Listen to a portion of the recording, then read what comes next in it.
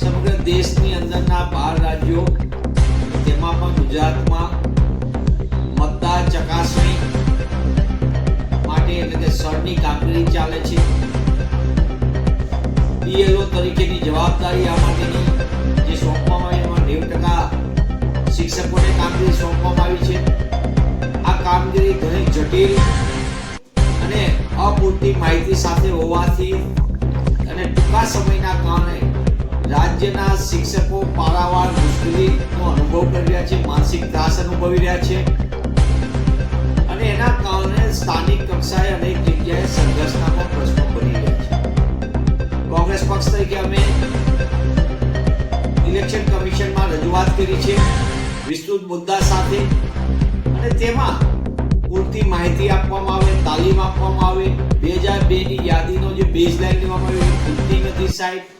અનેક પ્રકારે સૂચનામાં વિસંગતતા જોવા મળે છે અને બીજી બાજુ ઇલેક્શન કમિશન પોતે જો એની નીતિ સ્પષ્ટ હોય અને નિયત પણ સારી હોય ડુપ્લિકેટ વોટરો શોધવાની અને પારદર્શક વ્યવસ્થા અને મતદાર યાદી બનાવવાની તો કેમ સોફ્ટવેરનો ઉપયોગ નથી કરતા?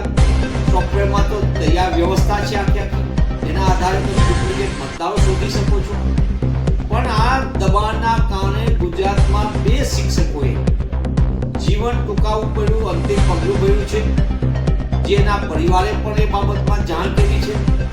સતત માનસિક રીતે કામના ભારણના લીધે શિક્ષક સમુદાય ઉપર ભારે આક્રોશ અને તણાવની સ્થિતિ છે. રાષ્ટ્રીય કામગીરી છે, સન્માન સાથે બધા કરે અને કરવી જોઈએ. પણ એક તરફ શિક્ષકોને પૂરતી માહિતી નથી, બીજી બાજુ 40,000 કરતા વધુ શિક્ષકોની લાંબા સમયથી ઘટ છે. ગુજરાતની શૈક્ષણિક વ્યવસ્થા તેમ પણ કેન્દ્ર સરકારના અહેવાલ મુજબ નિમ્ન કક્ષા પર છે અને ફરી આ રીતે જ્યારે ધોરણ 10-12 ની પરીક્ષા સામે હોય એવા સમયે વર્ગખંડની અંદર શિક્ષક જ ઉપલબ્ધ ન હોય, મને એમ લાગે છે ઘણી ગંભીર અને ચિંતાનો વિષય છે. ત્યારે હું આપના માધ્યમથી માંગ કરું છું કે શિક્ષક સમુદાયને અતિ ભારના કારણે એર કન્ડિશન ઓફિસમાં આવતા આડેધડ સૂચનાઓના કારણે, ખાસ કરીને મૌખિક સૂચનાઓના કારણે શિક્ષક સમુદાય ભારે ત્રાસ અનુભવી રહ્યા છે, તાણ અનુભવી રહ્યા છે અને બે શિક્ષકોએ અંતિમ પગલું ભર્યું હોય તે ચિંતાનો વિષય છે આપણા માટે. ત્યારે હું શિક્ષક સમુદાયને પણ અપીલ કરું છું જે આ ચકાસણીમાં જોડાયા છે BLO તરીકે, તેઓ ગમે તેવી તકલીફ થાય પણ અંતિમ પગલું ન પડે. અને બીજી બાજુ હું ઇલેક્શન કમિશનને વિનંતી કરું છું કે તમે સમય મર્યાદા વધારો, નેટની કનેક્ટિવિટી પૂરતી આપો અને વ્યવસ્થા પૂરતી આપો તો આ રાષ્ટ્રીય કામગીરી સુચારુ અને સારી થશે.